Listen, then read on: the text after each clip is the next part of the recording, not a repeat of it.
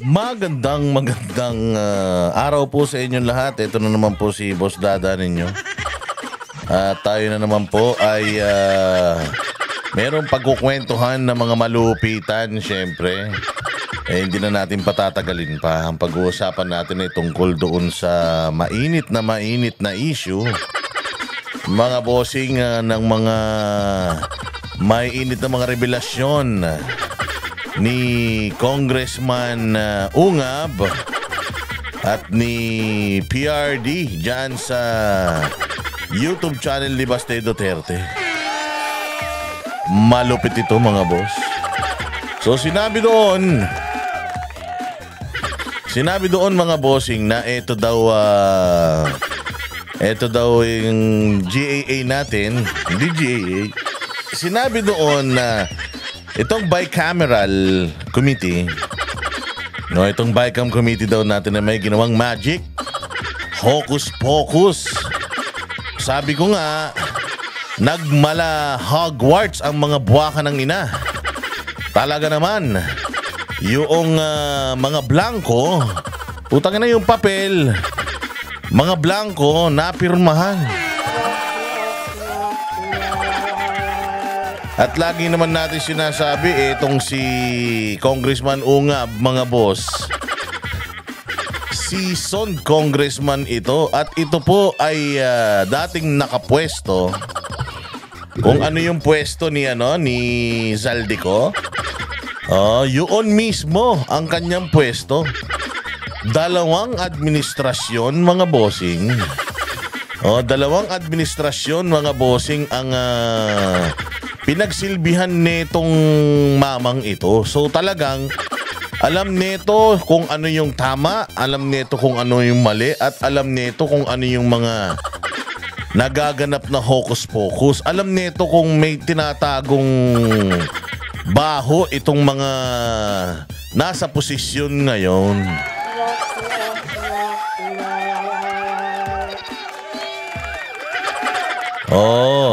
Di ba sinabi nga nila, pinakita nila with all the evidence. Nakalagay doon, sabi doon, itong ito daw GAA depektibo gawa ng diyan daw sa Bicam nagkaroon ng hocus pocus, yung mga numero nagmala Harry Houdini. Nangawala sila, mga bossing. Ang pinakamatindi, pirmado. Bay putang ina, napakaraming mga tanga talaga sa company BBM eh. Mantakin mo ang sinasabi ba naman ng company BBM? Oo, hindi yung mga company BBM sa gobyerno ha, yung company BBM, yung mga vlogger na putang ina, walang mga alam sa buhay. Sabi ba naman nila, draft padang daw ito. Pukin ang ina niyan. Mga gago. Nung draft ang sinasabi ninyo. Pag yan, lumabas na sa Kongreso, pupunta na yan sa hindi draft yung tinatawag na galing sa Kongreso. Yung galing sa Kongreso, ano na yon? Halos batas na yon. Dapat may mga numero na doon. Aaprubahan na ng Senado.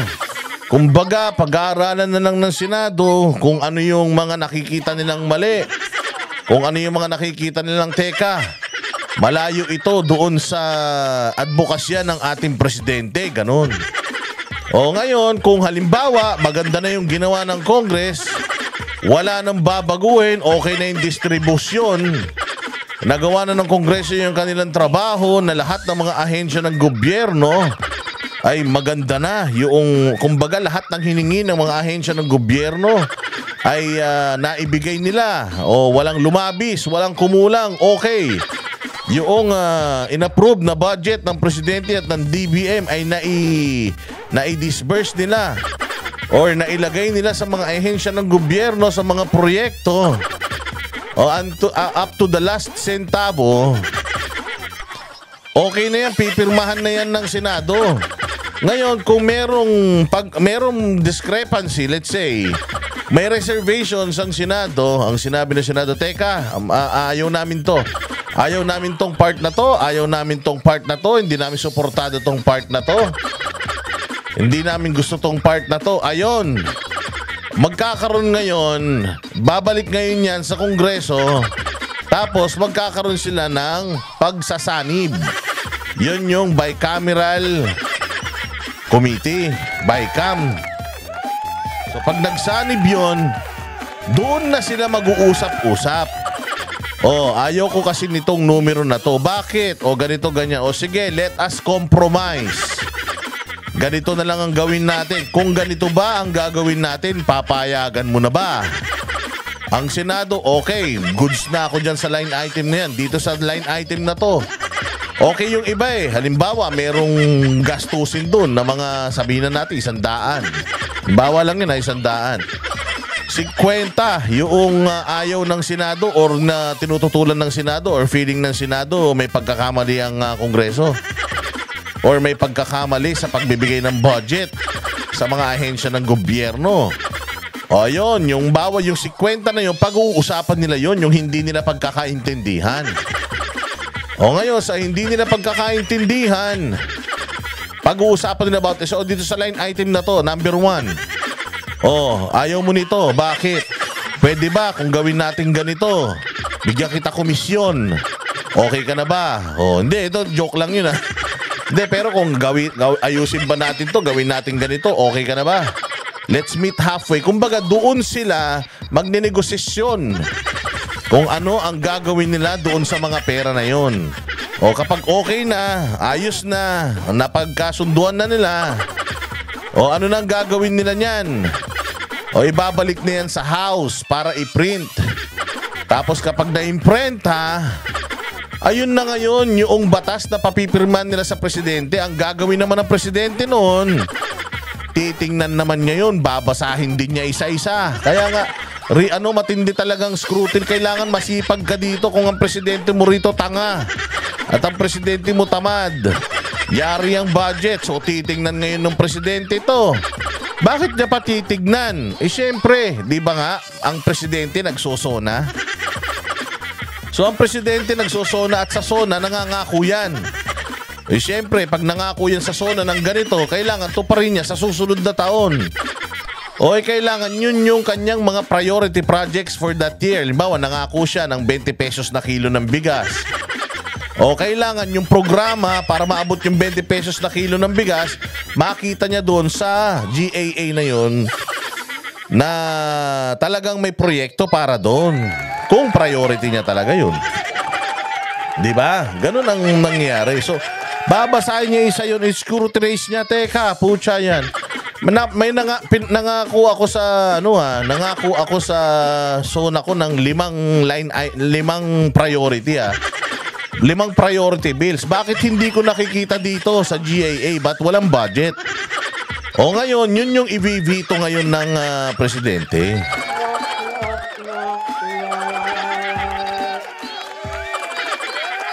Yun yung i-veto, mga bossing ng presidente na parte doon.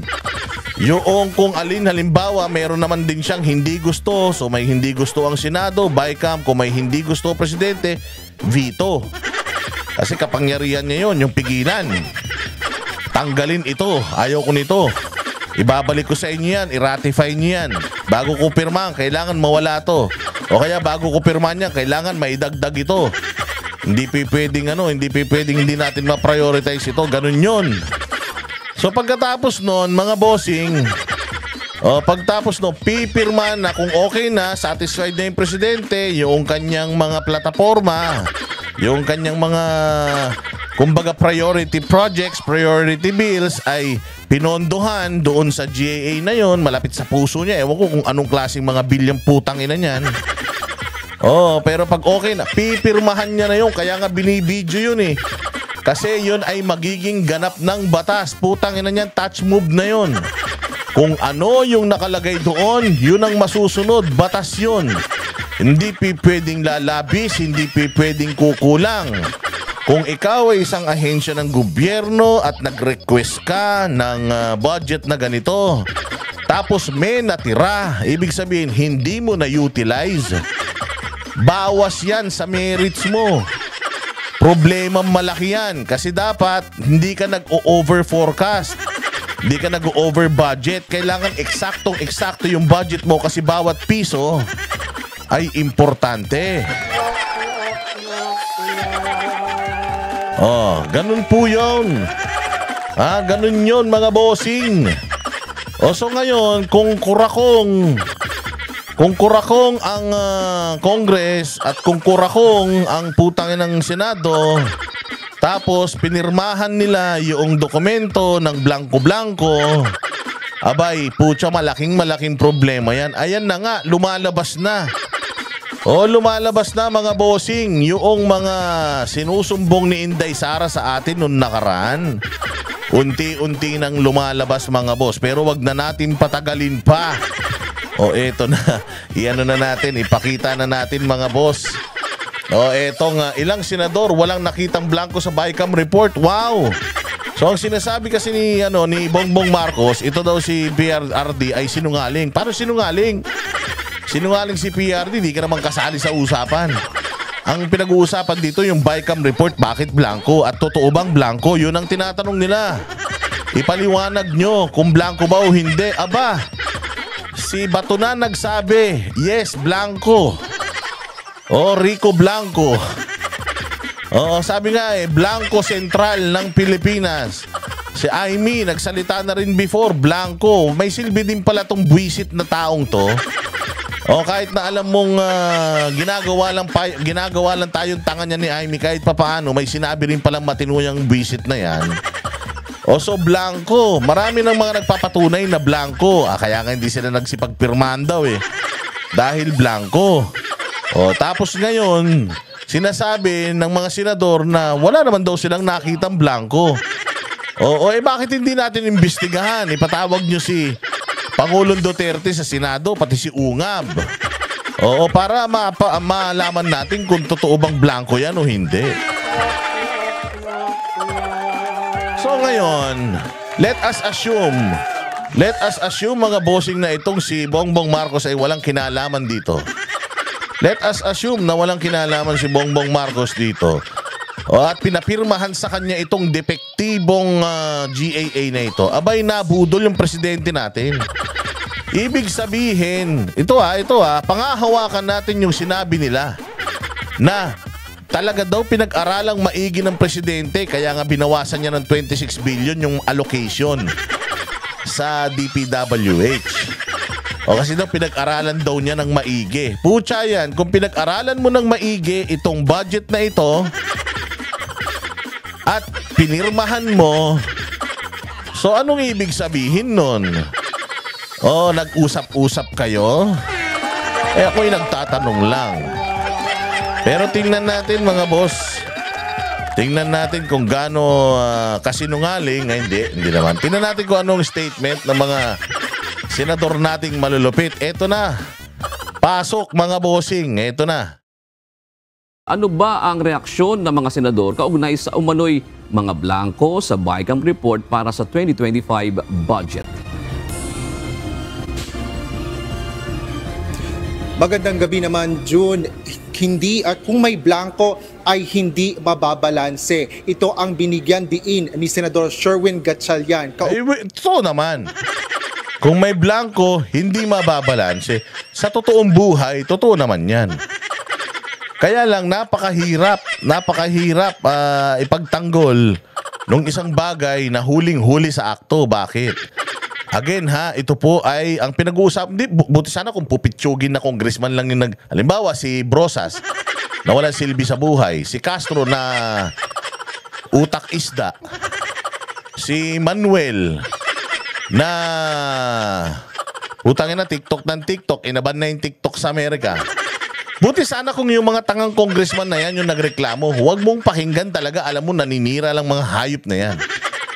Pero kung ang nagrereklamo ay yung dating humahawak ng budget, yung dating isa sa pinakamakapangyarihan na posisyon sa Kongreso at dalawang presidente yung pinagsilbihan niya, putya, mahirap yun na sabihin lang natin na walang ganun.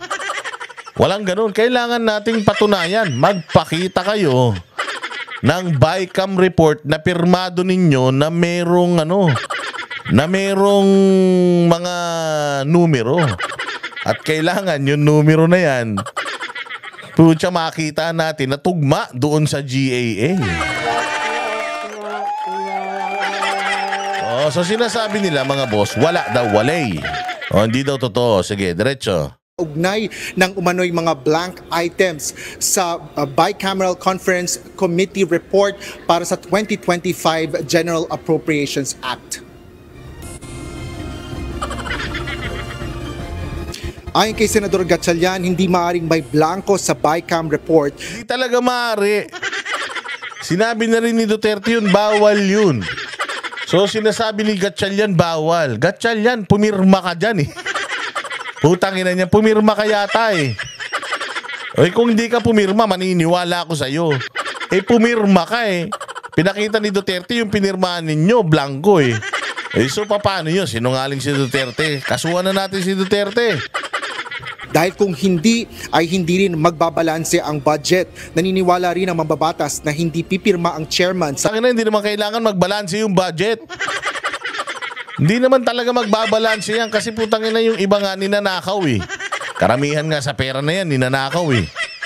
Sabi nga nila, yun daw mga projects, putya, yung 100%, 12% na lang yung napupunta sa talagang project eh. Oo, meron pang komisyon na 40% kay ganito. Ang ina niyan. Nilabas na yan ng mga whistleblower. Nilabas na yan nila Congressman Arnie Tevez, nilabas na yan nila Inday Sara. Oh, eh hindi nyo kasi iniimbestigahan eh. Kung ano-ano iniimbestigahan nyo, kaya ayan tuloy. So hindi daw magbabalance. Ang inakailan ba nag-balance yan? Sa Bicam kung may blanco dito. Isa si Gatchalian sa miyembro ng Bicam at pumirma sa Bicam report. Yan, patay. Pumirma. Sige. Maganda nga na idininay nila eh. Maganda na idininay nila. Oo, kasi pwede na talaga tong isang pangkaso. Kung dininay nila, ibig sabihin, once you deny it, pumapayag ka na talagang itong whistleblower, pwede na siyang mag-dig deeper para patunayan niya na yung sinasabi mo hindi totoo. Ngunit paliwanag nito, depende sa pumipirma kung gusto nitong lagdaan ang bawat pahina ng naturang dokumento. Yun lang. Depende sa pumipirma kung gusto nitong lagdaan lahat ng pahina. Eh putya ang tanong. Ang tanong, Gatchalian, ano yung nilagdaan mo? Lahat ng pahina, pati yung pahinang may blanco? O yung pahinang dulo lang? Yung Kaya kasi pinipirmahan, mga bossing, yung pahinang may sulat. Kaya, di ba, kung matatandaan ninyo, pag pumipirma kayo ng kontrata, ako kamakailan lang, kakapirma ko lang ng panibagong kontrata sa SMNI. Pinipirmahan ko lahat ng mga pages. Alam mo kung bakit? Para hindi na magbago yung laman nun. Kasi baka mamaya, ang pirmahan mo yung dulo lang, tapos yung kontrata mo, biglang binago pala nila. Oh. Patay ka ngayon dyan. O usually, ginagawa na yan ngayon na yung mismong papel, yung per page, pinipirmahan na yan para whatever is there, meron kang proof na kung ano yung binasa mo, yun yung pinipirmahan mo sa dulo. Kaya pipirmahan mo per pahina, confirming na okay na tong page na ito. Putya yan, yung pinakita ni Duterte. Yung pinakita ni Duterte, isang page yun, may mga blanco, tas may mga pirma. So you are certifying yung mga blanco doon sa sa report na yun. Paktay ka diha.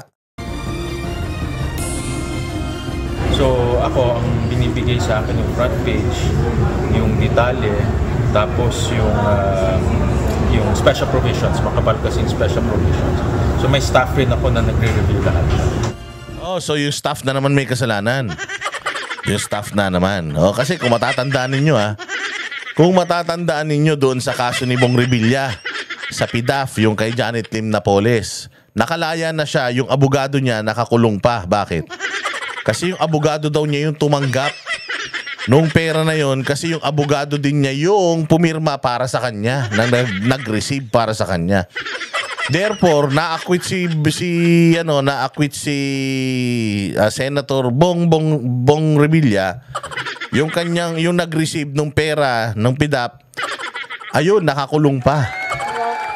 So ganito rin to, Gatchalian. Ito, tanong lang So ganito rin to, yung mga tao mo nag-review, hindi ikaw. Putangin na, budget ng Pilipinas to, bakit hindi ikaw nag-review? Okay lang sana kung mga simple-simpleng batas lang to, hindi ikaw ang gumawa. Pero kung budget ng Bayang Pilipinas, isang beses isang taon, ginagawa ninyo ito, member ka ng bicameral committee, hindi ba dapat responsibilidad mo na lahat ng pahina binasa mo? Dapat responsibilidad mo na lahat, hindi pwedeng ang binigay lang sa akin yung unang page, yung detalye, yung ganito. Hindi pwedeng ganun. Kailangan, sir, lahat, alam mo yun. Isa puso mo lahat yun from A to Z. Ibig sabihin, hindi mo binasa. Ang binasa mo, yung mga gusto mo lang basahin, pinabayaan mo yung mga staff mo ang magbasa para sa'yo. Anak ng tinapay, di sana sila na lang naging senador. Walang Diyo, diretso. Sinabi rin ng senador na nire-review o nire-repaso ng isa nilang team ang mga papeles na pinipirmahan niya. Nire-review at nire-repaso ng mga team niya yung pinipirmahan niya. Abay, ano ka lang pala dyan, Gatchalian? Oo, putya mukha ka lang pala. Hindi naman pala ikaw ang nagtatrabaho. So, ibig sabihin, si Gatchalian ay isang tao. Siya lang yung senador, pero hindi siya nagtatrabaho bilang senador. Inaamin niya dito sa report na ito na nagtatrabaho yung mga tao niya. So, senador siya. Mali, siya ang may title na senador, pero ang gumagawa ng trabahong senador, mga tao niya. Abay, hindi ganyan. Ikaw ang nangandidato eh. Sa susunod na mga kandidato kayo, isama ninyo yung mga tao ninyo. Dapat pati sila magsalita. Oo, kasi putya, sila naman pala yung gumagawa ng mga trabaho eh.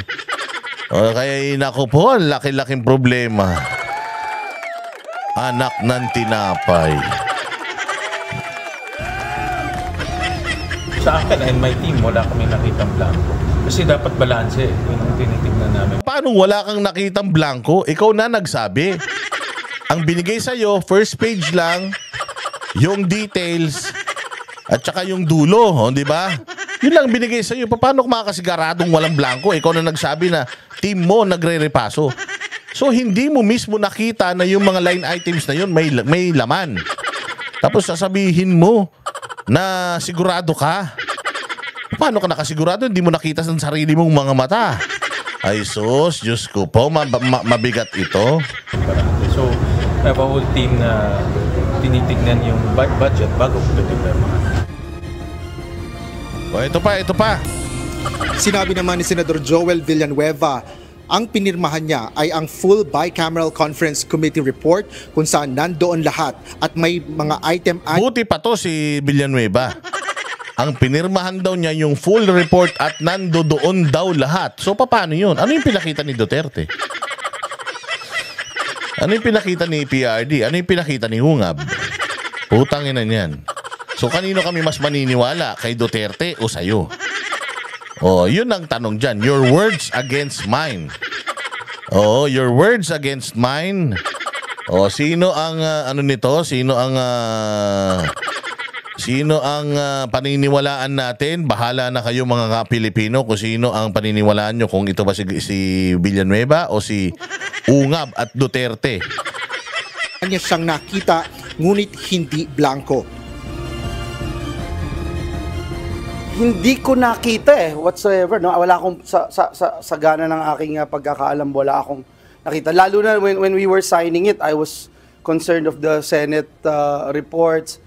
As I mentioned earlier, there are about 235,000 items. So may mga lump sum pa rin at para sa akin since ba't binabago mo yung usapan? Ba't nag-uusap tayo tungkol sa mga lump sum at laman no? Nag-uusapan natin yung blanco, wag nyo ibahin. Time immemorial, I've been calling to break it down para mas makita natin.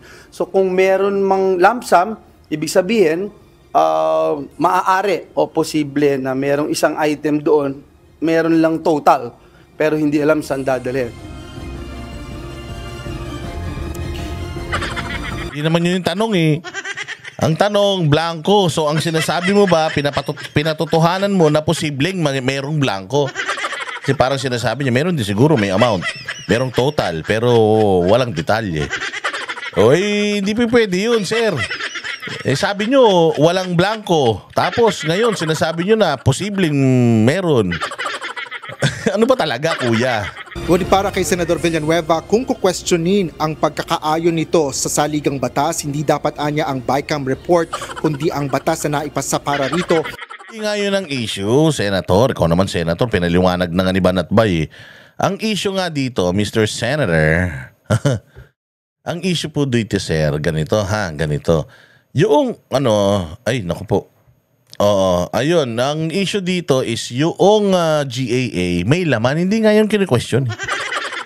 Ang kini-question nga yung BICAM, bakit pinipilit nyo si Duterte na ito ang questionin niya? Hindi nga niya gustong questionin yan.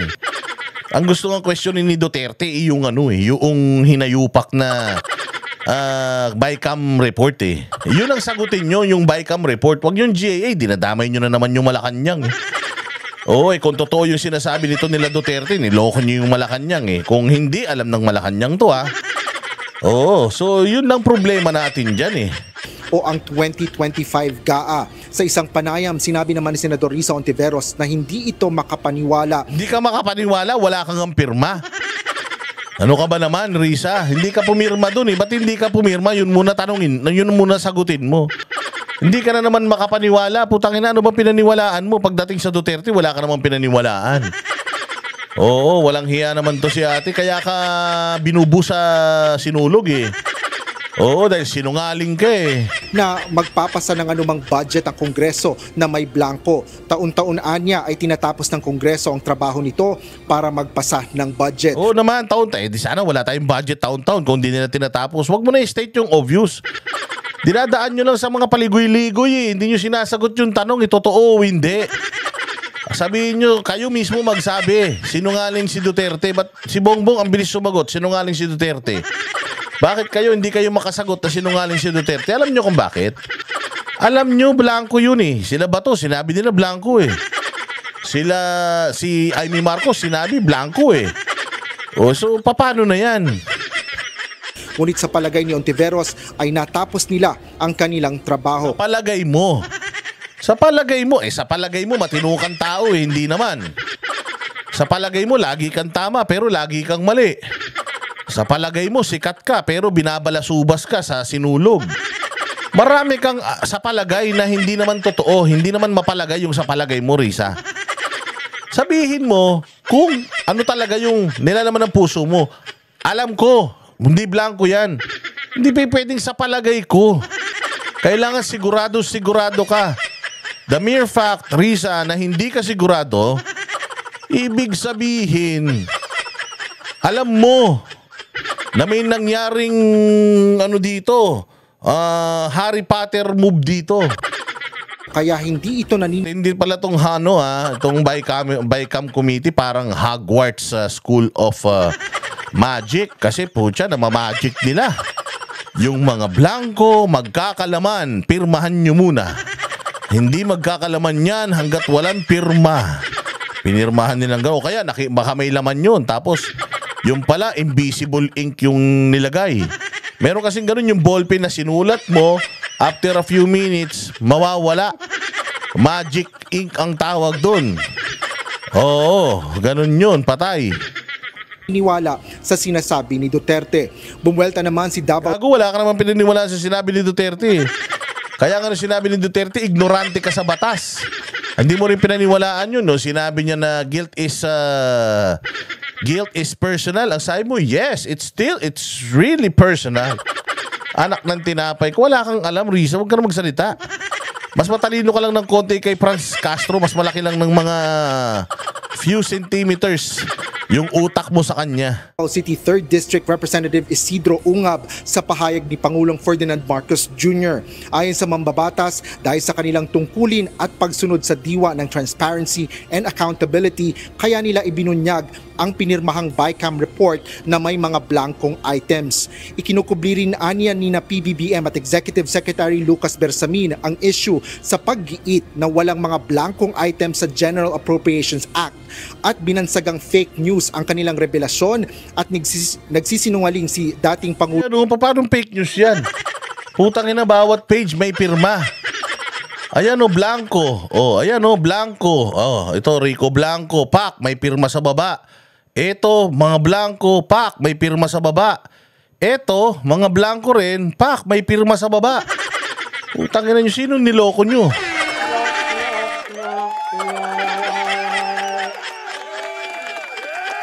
Ayan o, blanco. Tapos may pirma. Sino may kasalanan dito? Pangulong Rodrigo Duterte.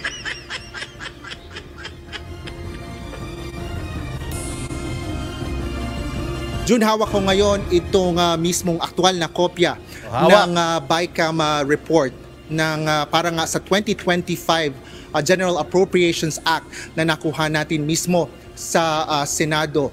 Mula yan sa Oh, may hawak daw siyang papel. Ano yung hawak niyang papel? PRIB o sa Public Relations and Information Bureau ng Senado. At ito ay hindi naman makikita sa website ng Senado. June. Asher, unang tanong. May hawak siyang papel. Tanungin natin, ano yung papel na hawak mo? Sinabi mo nga kanina, yan mismo ay galing sa Senado. Pero ilang pahina ba lahat yan? June, sa taya natin, mga nasa 200, mahigit kumulang 200 yung pahina ng mga ito. At sinasabi nga ni Senador Villanueva kanina ay umaabot ng mga mahigit 2,000 yung mga items na nakapaloob dito. Yung pahina naman na ipinirisinta na sinasabi nga ni dating Pangulong Duterte na mga BICAM report na mayroong mga blankong item, ayan ay 13 doon yung nakita natin sa na-post nga rin sa social media page ni Congressman Ungab. At tiningnan natin din yung mismong 13 pahina na yon na mismong tinutukoy nga doon sa kanilang revelasyon, June. Ay, tayo dyan. Nahuli na. Ina, tiningnan daw niya yung yung 13 pahina. Pucha yan. Oo. Positive. Positive. Blanco? Blanco ba?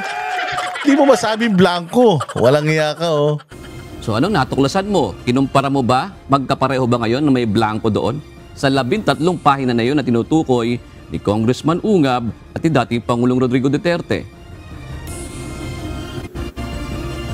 Dun sa nakita natin, dun sa mga dokumentong ipinisinta ni Congressman Ungab at doon sa dokumento nga na nakita natin na BICAM report mula sa Senado na andun yung mga blankong mga items o walang mga sulat. Ito yung mga... Tayo dyan, tutang ina nyo. Binisto kayo ni Asher eh. Asher, yari ka. Binisto mo naman sila eh, so nakita mo yung mga blanco. Ay, patay tayo dyan. Paano ba to? Si yung panig nila, Congressman Ungab, ay hinighlight pa yung mga items na yan na mga blanco. At yun din yung mismong nakita natin, parehong mga dokumento. Utangin na. So, sinungaling? Si Villanueva at saka si Gatchalian. Sabi nila hindi daw blanco. Puta, itong hawak ng reporter, blanco daw. Yun daw mga hinighlight ni Ungab, putya nakita din daw niya, blanco nga. Patay ka diha.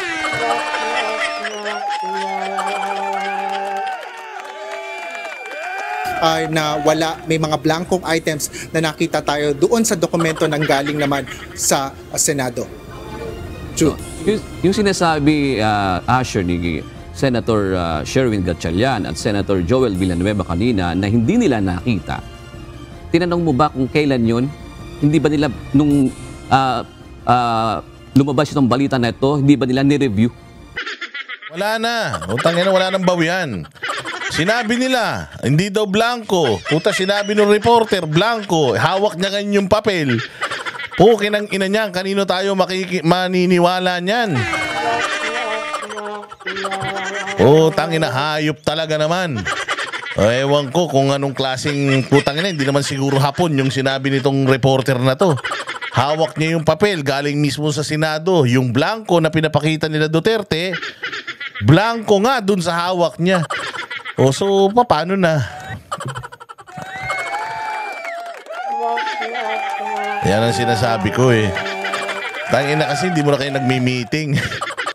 Sunugin nyo na kasi yung mga papel para hindi na makita. Putang ina yan. Nakakuha pa ng ebidensya ngayon. UNTV, di pa magsisinungaling yan. Oh, so according to Asher Kadapan, putang ina, blanco daw. Oh, according to the senators, hindi daw blanco. Kanino tayo maniniwala? Doon sa na mismong may hawak ng papel na nakita niya na blanco? O doon sa mga pumirma na sinasabi nilang hindi blanco? Ang sakit! Ay, Diyos mio. Diyos ko po, wala nang pag-asa bayan natin pag ganyan, animal yan. Diyos ko po, ganun talaga ang buhay, mga bossing. So wala na, tapos na laban. Tapos na boxing, mga bossing. Ang nanalo ay si Pangulong Duterte. Inan yan. Kawawa ang bayang Pilipinas. Pagkaganire, kapag puro sinungaling ang mga namumuno, putang ina, puro kasinungalingan na lang sinisinghot natin dito sa gobyerno na to. Wala nang matino, Congress, Senate, Executive. Pucha, iba-iba yung mga sinasabi. Hay, naku po. Bahala na kayo. Asher Kadapan, sana may trabaho ka pa bukas. O sana hindi ka tanggalin sa trabaho mo dahil hindi ka marunong magsinungaling. Huwag ka mag-alala, Asher Kadapan, pagka nagkaroon ka ng problema sa buhay mo. Bahala ka sa buhay mo. At ayan po, kayo na po ang humusga kung kanino kayo maniniwala. O maniniwala po ba kayo sa mga Duterte, sa mga senador, sa mga congressman? O dito sa reporter na to? Huwag kayo maniwala sa akin. Lahat ng sinabi ko ay puros kalokohan lamang. Kaya maraming salamat, mga bossing. Mabuhay kayo at God bless us all and God bless the Philippines. You are all amazing. Kita-kita po tayo ulit sa susunod nating topic. Manood kayo ha. Ang hindi manood, babaho ang hininga.